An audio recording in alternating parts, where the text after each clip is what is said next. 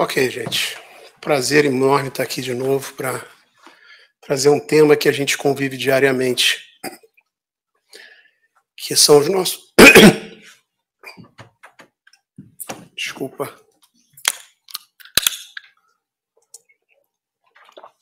São nossos riscos, né? Que a gente vive diariamente e que vamos trazer uma ideia por que a gente passa por esses riscos, né? Por que a gente encara perigo, por que a gente encara risco. O que nos leva a isso? Vamos refletir um pouquinho sobre isso. Então a ideia de hoje é trazer essa reflexão do risco, que é uma consequência, é um fato que ocorre por causa da nossa lei de liberdade, né? A lei de liberdade é uma das 10 leis morais que Kardec nos trouxe didaticamente, as leis divinas, que elas são imutáveis, todos nós somos livres. Alguns podem achar que não, mas nós somos.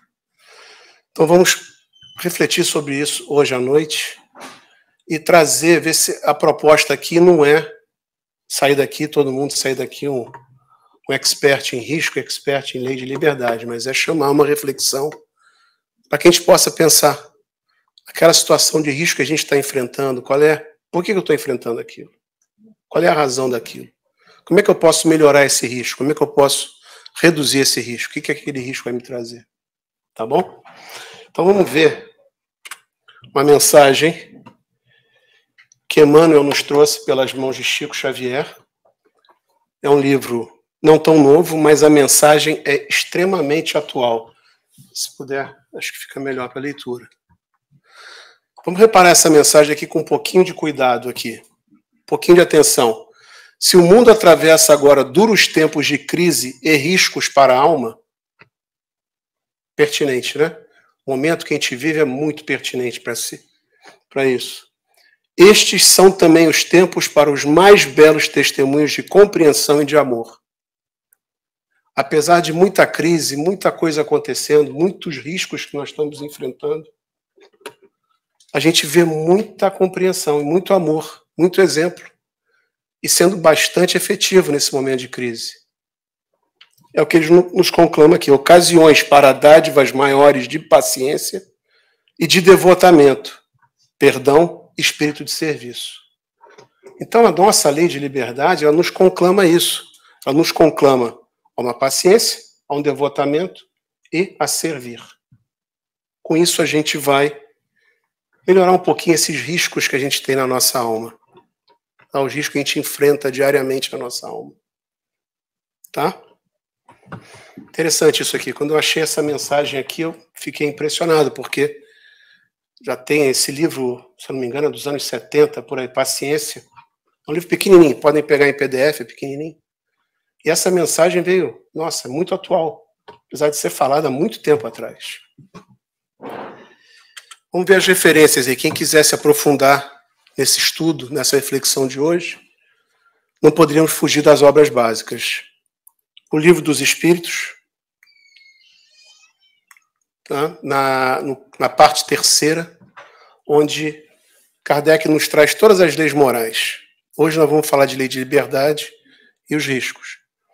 Então, quem quiser aprofundar, parte 3 do Livro dos Espíritos tem todas as leis morais, lei de liberdade é uma delas. O Evangelho segundo o Espiritismo.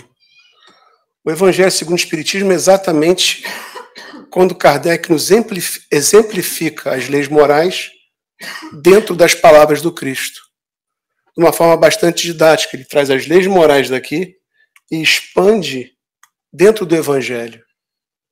Quer dizer, a mensagem do Cristo fica muito mais clara, fica muito mais precisa e nos toca muito mais fundo do que meramente a gente ler sem uma interpretação do que foi passado pelo Cristo. Leis Morais e Saúde Mental. Um excelente livro no qual o Dr. Sérgio ele pega cada uma das leis morais e faz uma reflexão quanto à nossa saúde mental. O quanto cada lei moral vai impactar a nossa saúde mental. Como nós podemos trabalhar com isso. Então, o capítulo 10 desse livro é o que nós vamos abordar aqui. E o livro Paciência. Não me perguntem como é que chegou esse livro até mim. Foi pesquisando, estudando, mais uma vez me veio esse livro, e esse livro tem muito tem muito correlacionado com o que nós vamos falar hoje. Intuição é uma coisa que a gente não discute, vem e a gente tem que entender por que ela veio. Tá? Todos esses 4 livros aqui, felizmente, vocês podem, quem não tiver o acesso, nós estamos nos Estados Unidos, às vezes a gente não consegue ter acesso a todos esses livros, tranquilamente vocês vão conseguir na internet, em PDF. Esse é o grande, a coisa boa da doutrina espírita, que ela nos abre o leque de oportunidades para estudar, para entender o que nós estamos passando, o que nós estamos enfrentando. E ela não tem nada que não dependa de nós para fazer, é só baixar, ler, estudar, pensar. Tá bom? Então, gente, na última palestra que eu fiz aqui, houve uma certa, não vou dizer reclamação, mas houve uma certa cutucada, que eu não tinha trazido nenhuma música. E vamos pensar numa música para hoje, mais uma vez me veio essa música aqui, provavelmente algum dos senhores já conhece essa música, é uma música muito bonita, eu peço que vocês deem uma prestada de atenção na letra, e principalmente nos comentários finais que vão ser apresentados. Vou tocar uma música que você disse que se eu viesse até aqui tinha que cantar essa música. Então eu vou cantar essa música.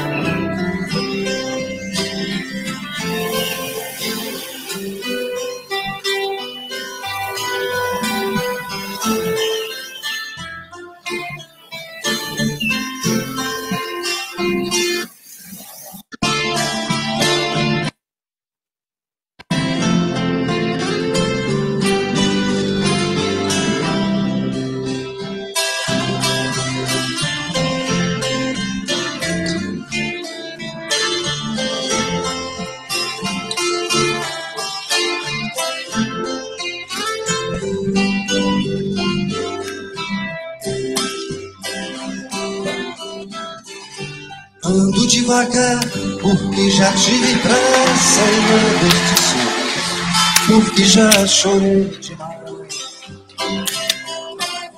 Hoje me sinto mais forte, mais feliz, quem sabe, só levo a certeza de que muito pouco eu sei, ou nada sei. Conhecer as manhãs e as manhãs, o sabor das massas e das maçãs.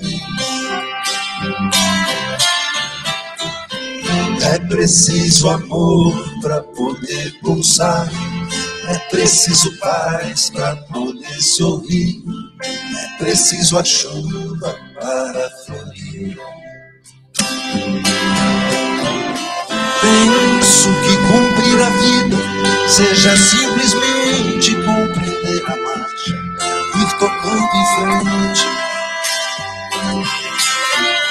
Como um velho boiadeiro, levando a boiada, eu vou tocando os dias. Pela longa estrada eu vou, estrada eu sou. Conhecer as manhãs e as manhãs, o sabor das massas e das maçãs. É preciso amor para poder pulsar, é preciso paz para poder sorrir, é preciso a chuva para florir. Todo mundo ama um dia, todo mundo chora, um dia a gente chega, outro vai embora. Cada um de nós compõe a sua história, cada ser em si carrega o dom de ser capaz de ser feliz. Conhecer as manhãs e as manhãs, o sabor das massas e das maçãs. É preciso amor para poder pulsar, é preciso paz para poder sorrir, é preciso a chuva para florir.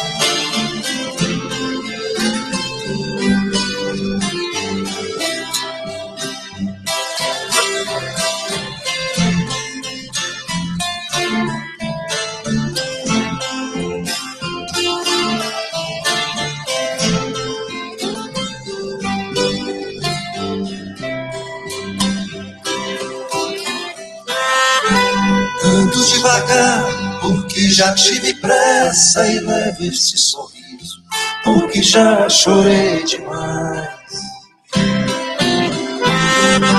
Cada um de nós compõe a sua história, cada ser em si carrega o dom de ser capaz e ser feliz.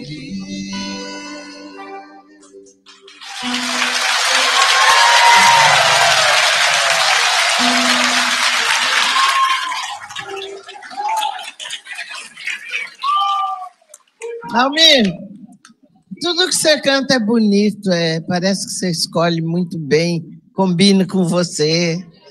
E como é que você participou dessa música? No que você se inspirou? Olha, essa música, na verdade, eu acho que foi um grande presente que tanto eu como o Renato Teixeira recebemos. Eu fui jantar na casa do Renato Teixeira, sem nenhum instrumento, sem nada. Tinha um violão do filho dele olhando pra gente ali, eu acho que até faltando uma corda. Menino, ele era uma criança ainda, o Chico. Aí peguei o violão, comecei a dedilhar, e veio uma melodia muito rápida. O Renato, daquela forma que eu te falei, meio que estatelou o olho, saiu escrevendo uma coisa muito rápida. E naquele intervalo que a esposa dele falava, vem jantar, tá na mesa, tá na mesa. Aí, já vamos, fizemos aquela música e fomos jantar. Aí cheguei em casa, falei, eu fiz uma música com o Renato Teixeira e as pressas e tal. Aí o povo lá de casa falou, então toca a música. Aí toquei a música, lembro que falaram assim, olha, uma das melhores músicas que você fez ultimamente. Mas ela veio tão rápido, tão sem pensar, e às vezes as coisas que vêm muito fácil na vida da gente não dá muito valor, assim. Então eu não percebi, assim, a mensagem da música. E todo mundo que eu mostrava essa música falava, pô, que lindo, né? E, de repente, toca o telefone na minha casa, ligou uma grande cantora brasileira que eu não a conhecia, só conhecia pelo trabalho dela, chamada Maria Bethânia. Parece que eu tenho alguma luz que protege essa menina também. Ela falou, Almir, você não tem nenhuma música para eu gravar? Olha, Bethânia, puxa, eu fico até assim, mas não tenho, eu mal dou conta pro meu gasto, assim, das músicas que eu faço, né? Até acabei de fazer uma música, mas o Renato Teixeira vai gravar essa música. Falou, então, canta no telefone para mim essa música. Aí cantei no telefone e ela falou assim, essa música é minha. Então, são um monte de coincidências, assim, que eu acho que essa música veio como presente para a gente poder cantar essa mensagem tão bonita, tão otimista, né? Acho que não tem talento para fazer uma música em 1 minuto, 2 minutos, assim, letra e música pronta. Acho que essa aí foi psicografada mesmo. É muito linda. Parabéns. Parabéns.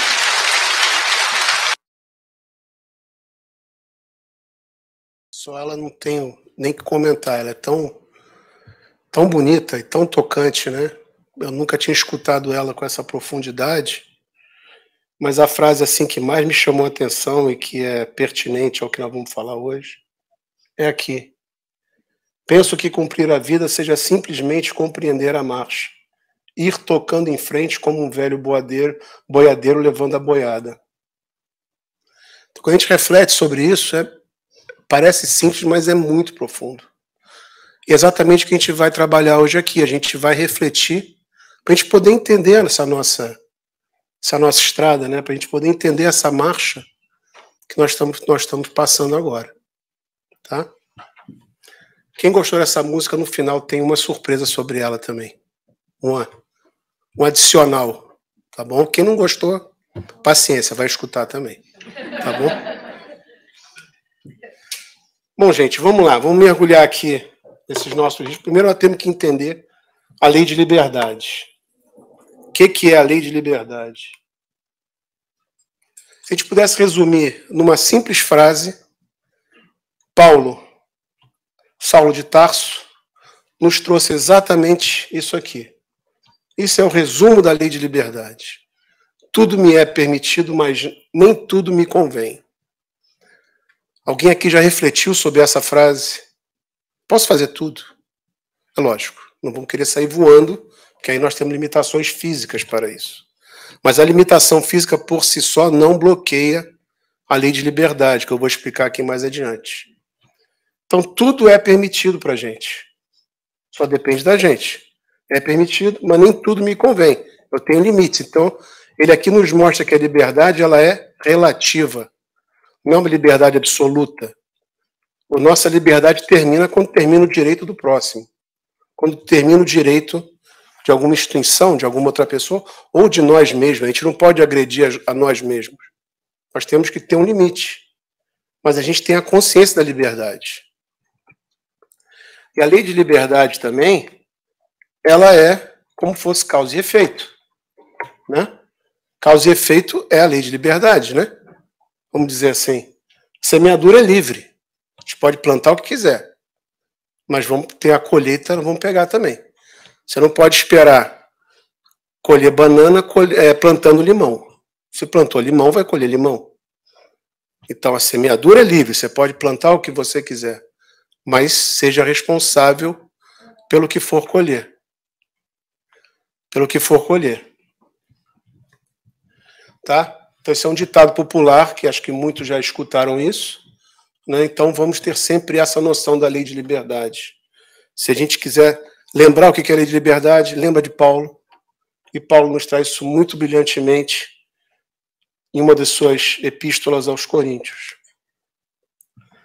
Então, vamos lá, gente. A lei de liberdade é nossa saúde mental. Como eu estava falando, nós somos inteiramente livres. Eu faço o que eu quiser, eu saio chutando tudo, não quero saber, o que eu faço? Não. Mas tem outras coisas internas a nós que também bloqueiam a liberdade. Estou falando da consciência primeiro. O que bloqueia?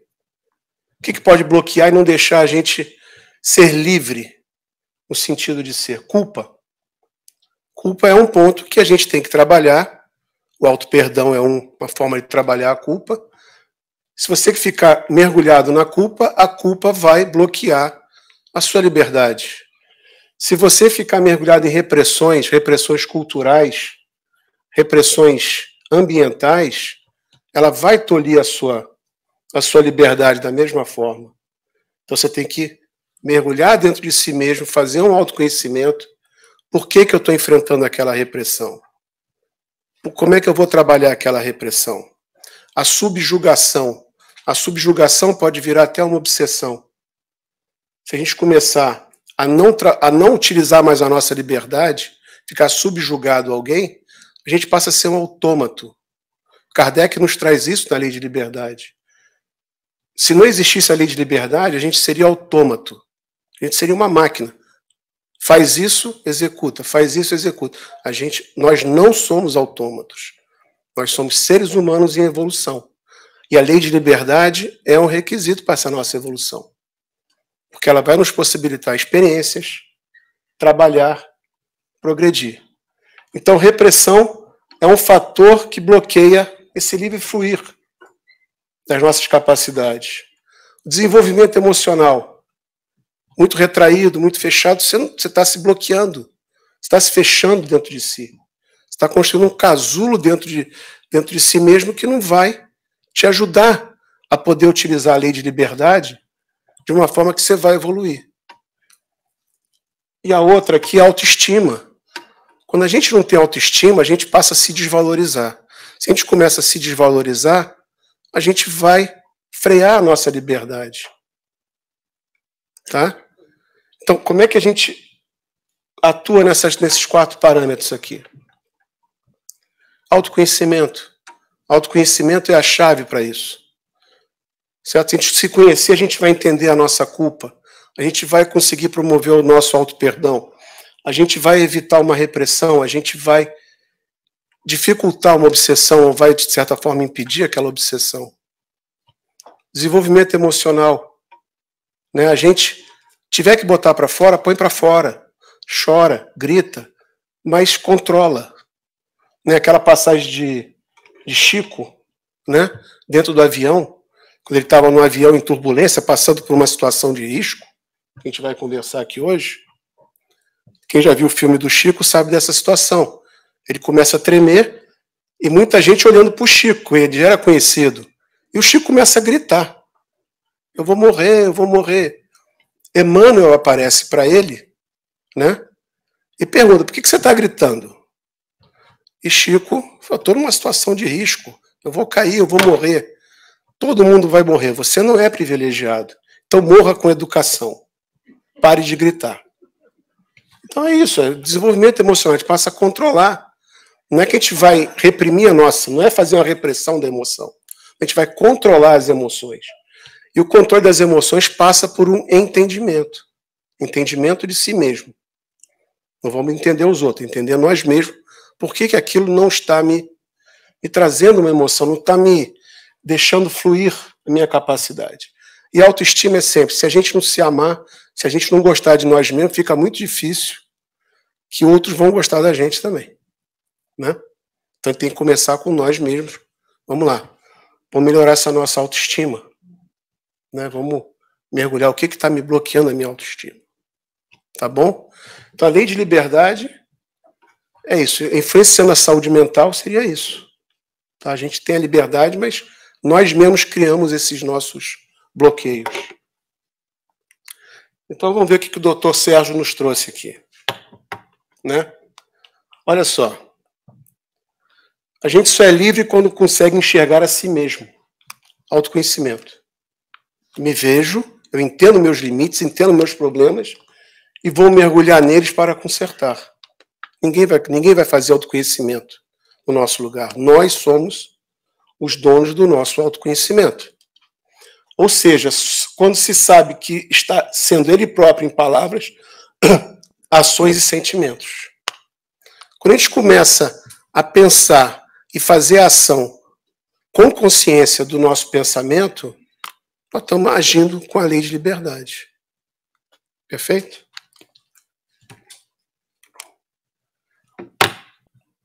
Mais uma vez, o autoconhecimento. Né?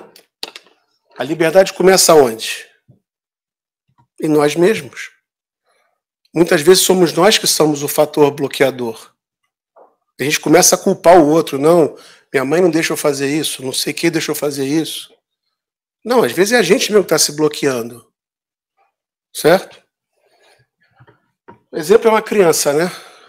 A criança, apesar de ser um espírito mais maduro, às vezes até mais maduro do que nós, a criança, a lei de liberdade dela é livre.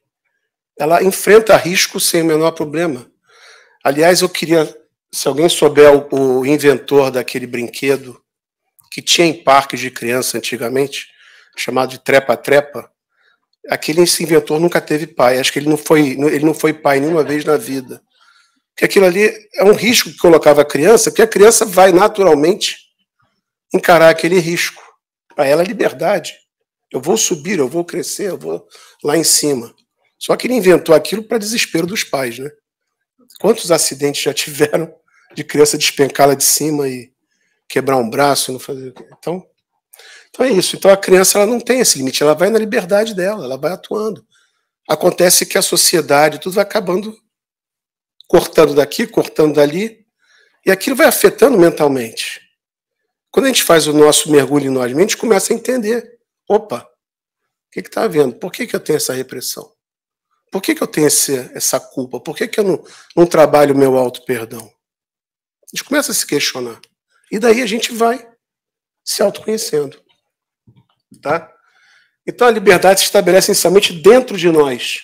uma vez que nada vale a liberdade exterior, se interiormente ela não existe. Perfeito essa que o Dr. Sérgio nos traz aqui. Se eu não estou livre internamente, não adianta eu ter a liberdade externa. Não adianta eu ser a pessoa que pode fazer tudo, ter o máximo de poder, manda, desmanda, mas se você, dentro de você está preso, você não é livre. Tá? Então, a lei de liberdade, em outras palavras, é isso. Vamos mergulhar mais um pouquinho na lei de liberdade, para uma reflexão. Liberdade de pensar. Nós somos livres, independente da nossa condição física, a gente é livre para pensar. Certo? Senão a gente não iria ver atletas de Paralimpíada. O atleta de Paralimpíada é um grande exemplo. Ele tem a liberdade dele de pensar, ele quer aquele desafio, ele encara aquele desafio, vai treinar e supera. Ele é livre para pensar. A gente pensa no que quiser. Entretanto, nós temos que ter a liberdade, como eu falei, ela é relativa. A liberdade, o fato de pensar vai nos dar aquelas formas de pensamento. Se a gente começar a pensar coisa muito ruim, aquilo vai trazer uma coisa ruim. Então nós temos que também ter um autocontrole do que nós estamos pensando. Então nós temos uma liberdade relativa de pensar. Tá? Dentro da lei de liberdade, nós temos a consciência, que ela vai crescendo com a nossa maturidade moral, maturidade espiritual e maturidade intelectual. O que é a consciência? A consciência ela vai nos trazer a responsabilidade. A gente começa a entender a liberdade com responsabilidade. O que seria a responsabilidade? Que outros não vão ser afetados pela minha liberdade, eu mesmo não vou ser afetado pela minha liberdade, ou alguma instituição. A gente não pode sair agredindo todo mundo. Por exemplo, quem aqui gosta de andar de motocicleta sabe que é um prazer andar de motocicleta. Só que se você começa a se arriscar com a motocicleta, a cortar velocidade alta, você está arriscando a você mesmo e a outros. Então a sua liberdade ali, a sua lei de liberdade não está sendo utilizada de bom grado, de bom senso, não está com consciência da sua responsabilidade. Tá? Então, a liberdade de pensar com consciência. A consciência é um reflexo da nossa maturidade como espírito, como maturidade moral e intelectual. Tá? E a coisa sagrada da nossa lei de liberdade, que é o nosso livre-arbítrio. A gente pensa e muitas vezes o nosso pensamento vira uma ação. E essa ação é o nosso livre-arbítrio. Eu faço aquilo que eu quero, é o livre-arbítrio. Nem o nosso anjo guardião, ninguém vai interferir no nosso livre-arbítrio. Existem aconselhamentos, mas o livre-arbítrio é sagrado, vai ser respeitado por qualquer mentor. A decisão é sempre nossa. E o livre-arbítrio, ele vai nos levar a ações, certo? Vou executar, vou fazer porque eu quero fazer, eu insisto, vou fazer aquilo. A gente, quando é jovem, nosso livre-arbítrio não quero nem saber, vou fazer. Apesar dos pais avisarem, a gente vai lá, faz e se dana e aprende. Esse livre-arbítrio, o que não vai botar de frente? Com risco. Risco, perigos, né? A gente vai ter situação disso. Quem aqui veio para essa palestra esperando que fosse ser debatido risco financeiro, eu vou dar uma notícia ruim. Não vamos falar de risco financeiro aqui. Se alguém levantar a mão, qual é o meu risco de jogar na bolsa? Não. Não é o escopo de hoje. O escopo de hoje é o nosso risco moral, o nosso risco até físico, porque a nossa casinha aqui, o nosso corpo, né, que nos foi emprestado, nós temos que cuidar dele. A gente não pode colocar o nosso corpo em risco só porque eu tenho a lei de liberdade, eu tenho o livre-arbítrio. Então vamos entender esse risco aqui para a gente poder saber fazer a gestão dos nossos riscos. Então, o que é risco? Quando a gente começa a ver, é interessante a gente ver a origem das palavras, né? O risco vem do árabe, risco, eu não sei falar árabe, mas é risco, tá? Então, o que quer dizer essa palavra em árabe? É aquilo que se depara com uma previdência. Com a providência, desculpa. Com a providência. O que é providência? a gente começa a descer. O que é providência? O que é providência? Aquilo que se depara com a providência. A origem da palavra é a mesma. A providência é o cuidado protetor de Deus. Então, o risco, se você pegar um dicionário de árabe, ele vai trazer exatamente isso aqui. Aquilo que se depara com o cuidado de Deus. O que significa? Nós estamos encarando uma situação, entregando a Deus. Ele vai nos amparar, ou vai nos ajudar, ou vai nos deixar correr o risco. Tá? Então, quando a gente depara com risco, a gente está vendo uma preparação oportuna para alguma eventualidade futura. Isso é risco. Então, se alguém falar qual é o risco de eu ganhar na loteria, não é risco, é probabilidade. A probabilidade de ganhar na loteria não é risco. Não é risco, é dano aquilo ali, não é um dano. Não é um perigo. Então a gente faz muito essa confusão. Quando a gente vai na palavra, a gente começa a entender o que é risco. Então, o risco, por exemplo, atravessar a rua. É uma situação de risco, né? Que a gente convive quase que diariamente. Então, essa é a definição. Então, muito interessante quando a gente vai na raiz da palavra, identifica isso aqui, né? Cuidado protetor de Deus. Quando a gente se depara com o cuidado protetor de Deus. Voltando a criança brincando no playground, no parquinho, né? Ela ali está protegida por alguém. Que a gente vê criança de cabeça para baixo pendurada naquele troço. Né? E a gente vê, meu Deus do céu, quem foi o infeliz que criou esse brinquedo? Não, você fica. Quando você é pai, você fica traumatizado com certas coisas. Bom, gente, então o risco, portanto, refere-se à proximidade de um possível perigo. Tá? Foi o que eu falei. Ganhar na loteria não é risco. É probabilidade, não é risco. Então, quando a gente está num perigo iminente por causa da nossa ação, tá? Por causa do nosso livre-arbítrio, isso pode gerar um risco. Bacana? Todo mundo sabe o que é risco. Vamos quantificar o risco.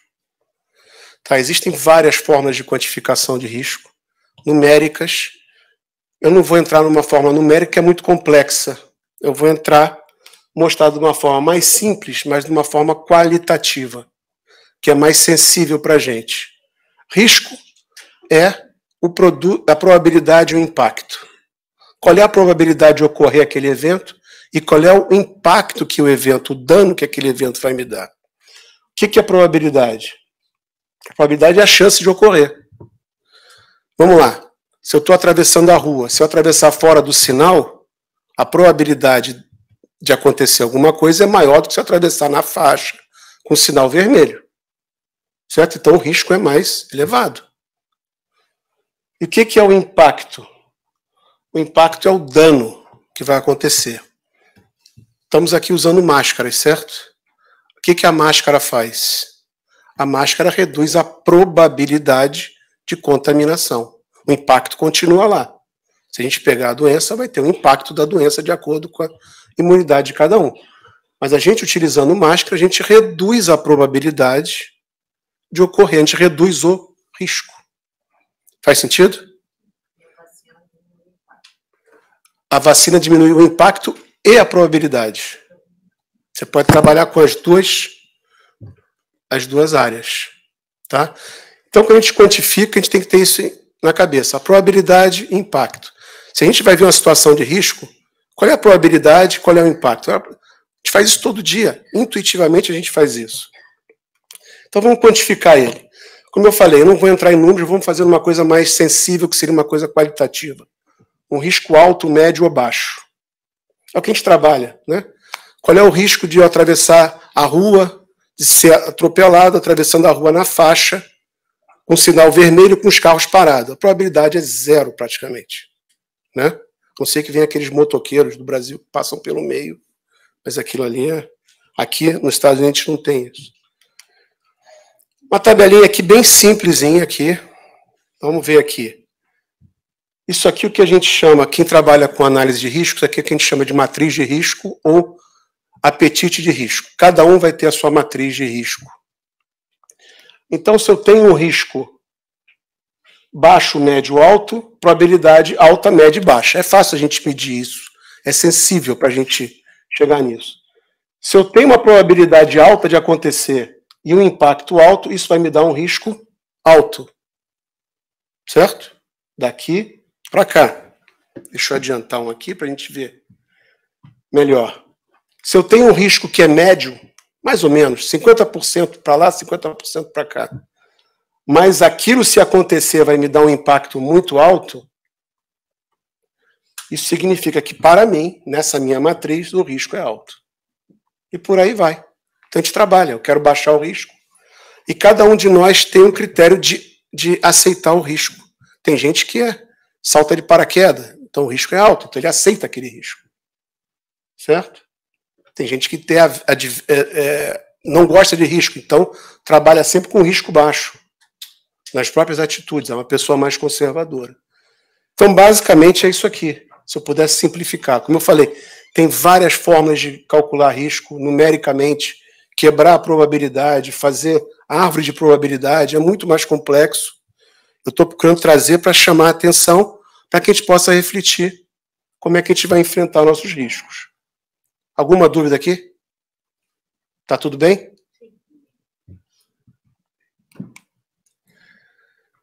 Bacana.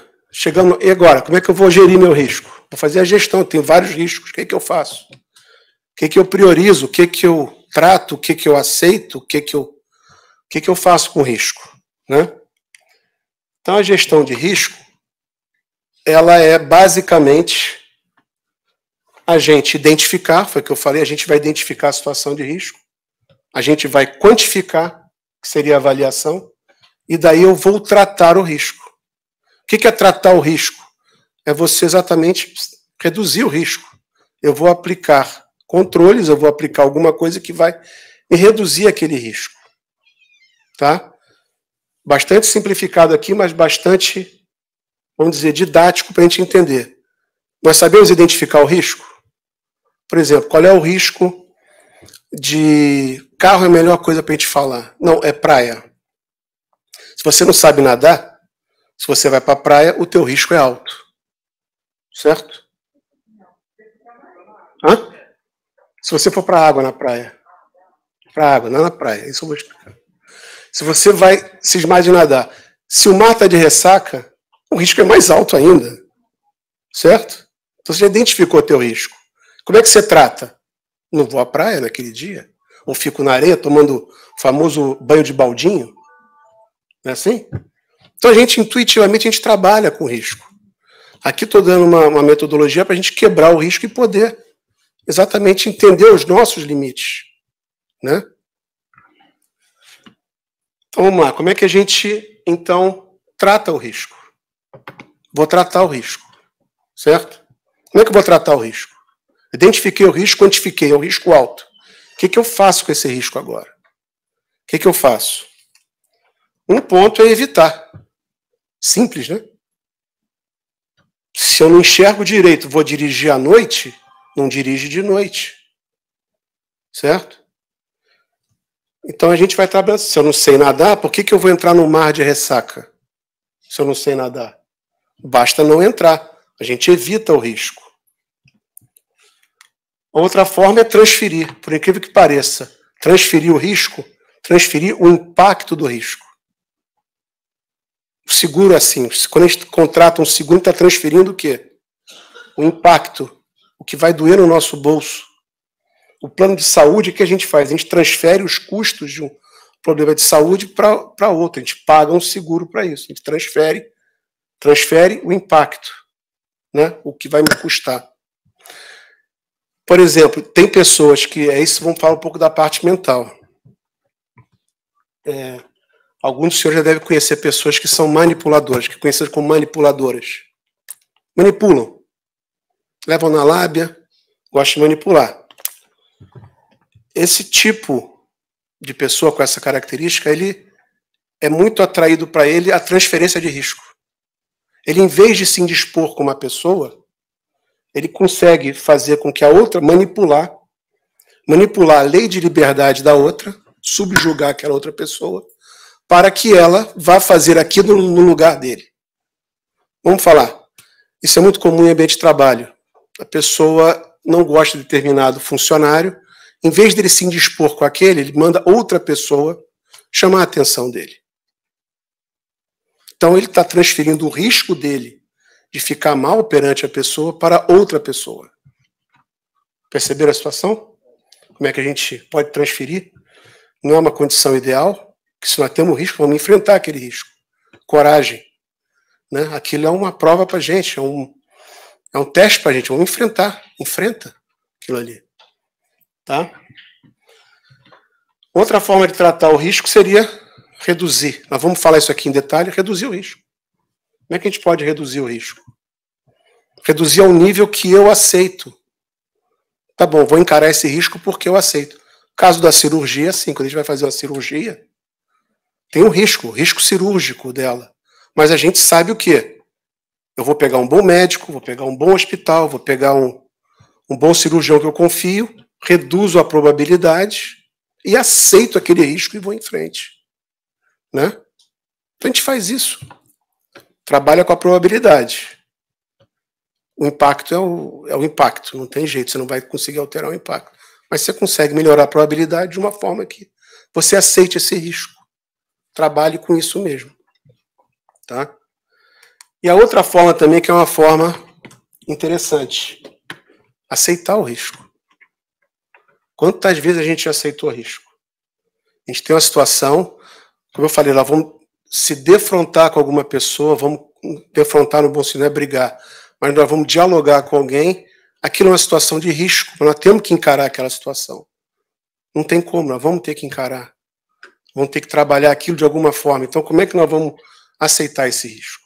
Vamos em frente, tocando a boiada, não é isso? Tá? Então, vamos ver detalhes aqui, como é que a gente pode reduzir o risco. O que eu falar aqui é tão óbvio, vocês podem até reclamar, mas é tão óbvio que eu vou falar, é o ovo de Colombo. Como é que eu faço para reduzir um risco alto para baixo? Como eu faço? E de forma que eu possa trabalhar com esse risco. Vamos lá, qual é a ideia? O que eu vou falar é muito óbvio. Muito óbvio. Não escutei. Reflexão? Não, a reflexão ela vai fazer você entender o risco. Eu quero saber, na prática, eu quero reduzir o risco. Um ponto. Qual é o outro? Perfeito. É tão óbvio. Se eu reduzir a probabilidade, eu reduzo o risco. Se eu reduzir o impacto, eu reduzo o risco. Por exemplo, até ficava pegando exemplo de redução de impacto, assim, óbvio. Pensando nisso aí, me veio um filme que eu recebi, quando eu estava fazendo essa palestra, me veio um filme que um amigo me mandou pelo WhatsApp. É um sujeito, não sei se é na China, não sei onde é que é. Pessoas idosas têm um risco de cair, certo? Maior do que qualquer outro, né? Por causa da parte motora já começa a ficar deficitária. Então a chance de cair é maior. O que a gente faz em casa para reduzir esse risco? Remove tapete, né? A gente remove tapete, bota geralmente um piso antiaderente no banheiro para evitar o escorregão, evitar alguma coisa. E um sujeito, não sei se foi na China, foi lá no Oriente, ele inventou o seguinte para reduzir o impacto. Como é que reduz o impacto de uma queda de um idoso? Alguém tem uma ideia dessa? Como? Ele inventou um airbag individual.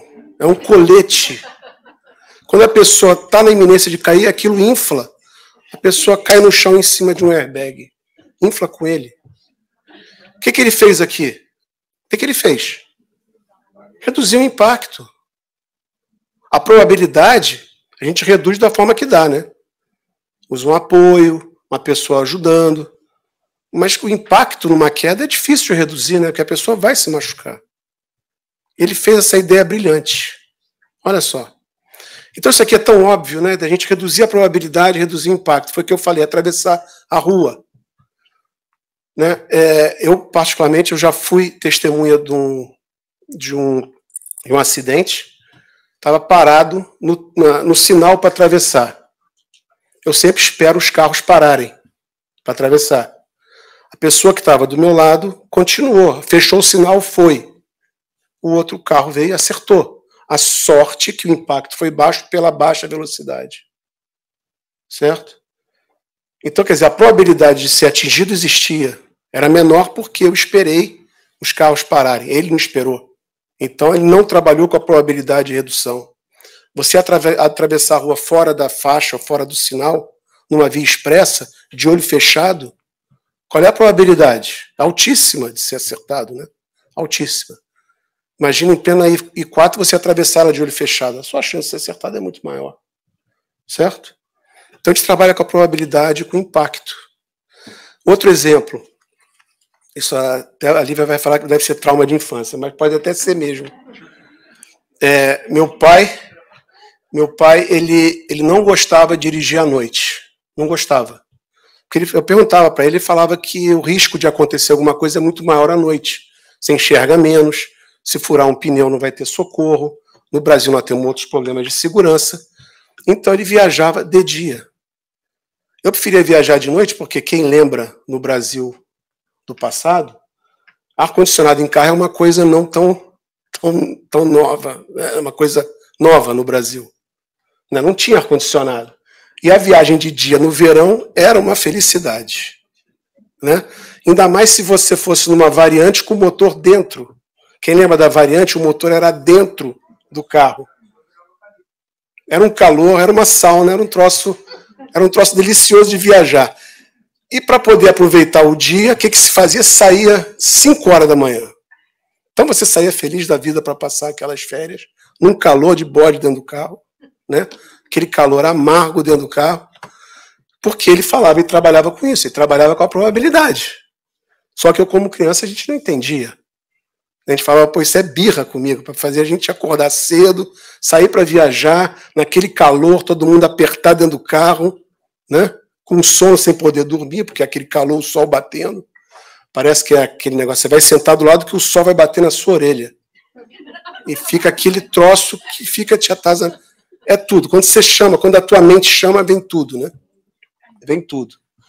Então, gente, é tão óbvio isso aqui, que se a gente pensar em tudo que a gente faz no nosso livre-arbítrio, é lógico, nosso limite é o direito do outro. Então, se a gente pensar em termos de probabilidade e impacto, a gente consegue trabalhar o nosso risco. Tá? E como é que a gente aceita o risco? Aí é uma coisa mais mental. Né? Aquele livro Paciência, que eu apresentei bem no início.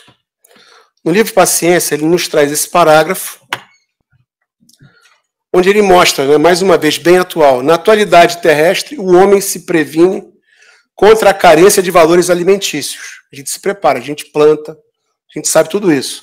Estocando gêneros, defende as estradas, afastando o risco de acidentes ou promove a vacinação, frustrando o surto de epidemias. Pensando nisso, entendamos imperativo exercitarmos a fortaleza, compreensão, paciência e solidariedade. Porque, de modo geral, em todas, ninguém aqui é privilegiado, nós não somos privilegiados, as existências do mundo, surge o dia em que a crise acontece, o risco aparece, né? E a gente tem que trabalhar isso. Então, como é que a gente vai aceitar o risco? 4 palavras-chave aqui. Primeira, compreensão.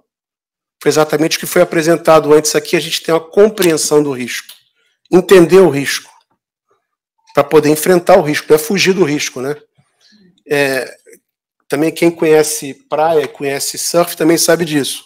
Quando sobe aquela parede de água que você está surfando, se você virar as costas, você aumenta o teu risco.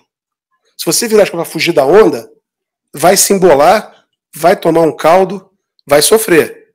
Enquanto, no entanto, você tem que fazer o contrário. Você tem que virar para o risco e remar, torcer muito e fazer o joelhinho nela lá. Mergulhar por baixo, passar por baixo da onda e passar. Então, muitas vezes, fugir do risco não é que vai te trazer uma situação. Vai te resolver o problema, porque o risco tem que ser. Você tem que abordar uma pessoa, o risco tem. Então, você vai lá, enfrenta o risco e aborda aquela pessoa. Certo? Fortaleza, compreensão, paciência e solidariedade. Fortaleza, tem que ser forte, corajoso. Vou enfrentar o risco é coragem. Né? Situação difícil de crise, coragem, força. Vamos encarar isso. Vamos entender o porquê que eu estou passando por isso. O que eu posso ser solidário. Né? Se você começar a entrar em desespero por causa do risco, você vai virar gasolina. Você vai aumentar o risco, vai piorar o impacto. Seja solidário. Tente colaborar da melhor maneira possível que está a seu alcance. Compreender o que a gente fez. E paciência. Que, aliás, é o título do livro. Paciência. Vamos entender o tempo de Deus. Vamos entender o porquê que nós estamos passando aquilo, né? Naquele tempo. Será que não fui eu que ocasionei aquilo? Será que não sou eu a causa daquilo tudo? Então é isso. 4 palavrinhas para a gente poder aceitar o risco e ter força para entender, para ir em frente. Pergunta do milhão. Né? Essa é a pergunta do milhão. Deus é extremamente bom e justo. Né? Alguém tem dúvida que Deus é extremamente bom e justo? Não. Por que a providência, cuidado protetor de Deus, nos faz correr perigos, correr risco? Por quê? Poxa, se ele é justo e bom, por que ele está deixando eu correr risco? Exercitar a inteligência. Seria isso, mas tem uma coisa mais ainda. Hã? Como não escutei? O livre-arbítrio, você está enfrentando o perigo, não tem jeito. Aquilo passou, a crise passou, o risco está na tua frente e você vai ter que enfrentar aquilo. Você não tem como fazer outro enfrentar, é você que está passando. Eu vou ter que fazer. O exercício do livre-arbítrio é, como é que eu vou dizer, é contínuo. Você que vai, como eu falei, você vai, dentro da sua liberdade, você vai pensar, você vai ter a consciência e você vai executar o seu livre-arbítrio. Então vamos lá, pergunta do milhão. Hã? A liberdade a gente já falou, é liberdade, a consequência da tua liberdade. Para a gente encontrar o equilíbrio entre a liberdade e o jeito. Não, é mais simples que isso. Opa! Quem falou aprendizado? Aprendizado. Muitas vezes, quando a gente está, quem aqui é mãe, pai, que deixou o filho andar, a gente vai deixando o filho andar, às vezes o filho cai. Porque está aprendendo. A gente vai lá ajudar. Mas a gente deixa ele cair, para ele saber que cai e levanta. Né? Aprende a cair, que é importante. Certo? Então, esse aqui, o objetivo da Previdência é exatamente esse. Tá? Por exemplo, vamos dizer uma mulher. A mulher tem filho, certo? Que pode ter filho ou que foi mãe. E a gente sempre escuta falar que a dor de parto é uma dor muito forte. Uma dor que realmente marca.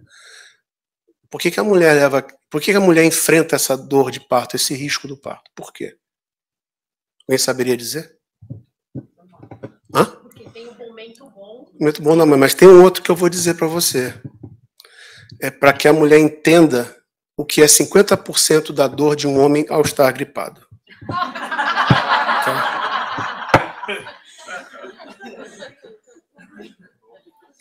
Então, gente, o que Kardec nos traz aqui?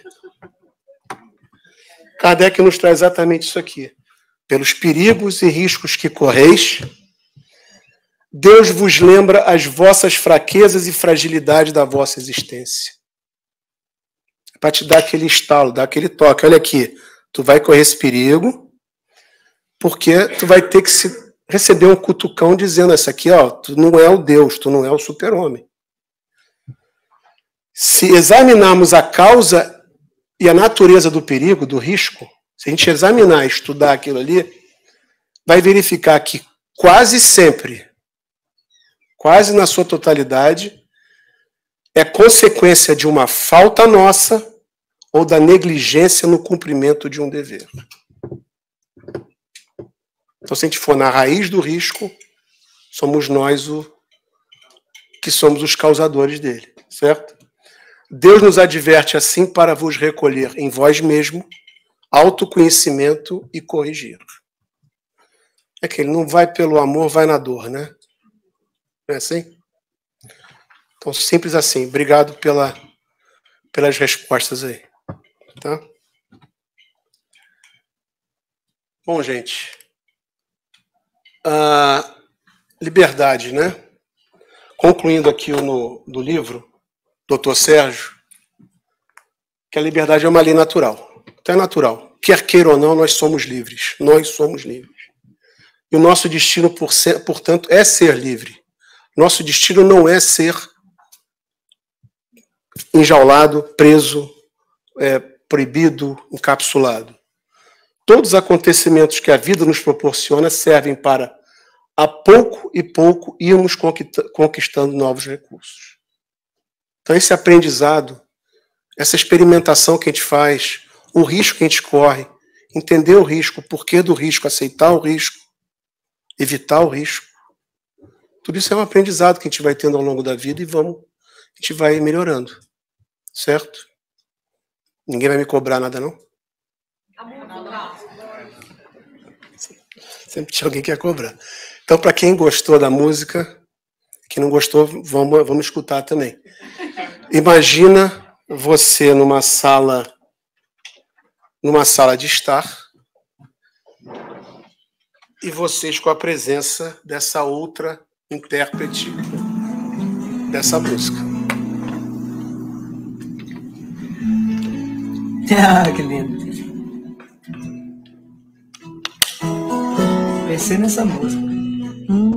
Devagar, porque já tive pressa e levo esse sorriso, porque já chorei demais.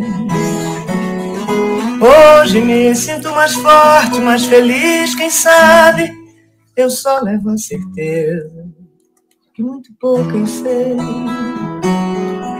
ou nada sei. Conhecer as manhãs, o sabor das massas e das maçãs. É preciso amor para poder pulsar, é preciso paz para poder sorrir, é preciso chuva para florir. Penso que cumprir a vida seja simplesmente compreender a mais, ir tocando em frente. Como um velho boiadeiro levando a boiada, eu vou tocando os dias. Pela longa estrada eu sou, estrada eu vou. Conhecer as manhãs e as manhãs, o sabor das massas e das maçãs. É preciso amor para poder pulsar, é preciso paz para poder sorrir, é preciso chuva para florir. Todo mundo ama um dia, todo mundo chora, um dia a gente chega e no outro vai embora. Cada um de nós compõe a sua história e cada ser em si carrega o dom de ser capaz de ser feliz. Bonito, né, gente? Então, obrigado a todos aí. Vamos tocando a nossa boiada do dia a dia. Tá? Obrigado.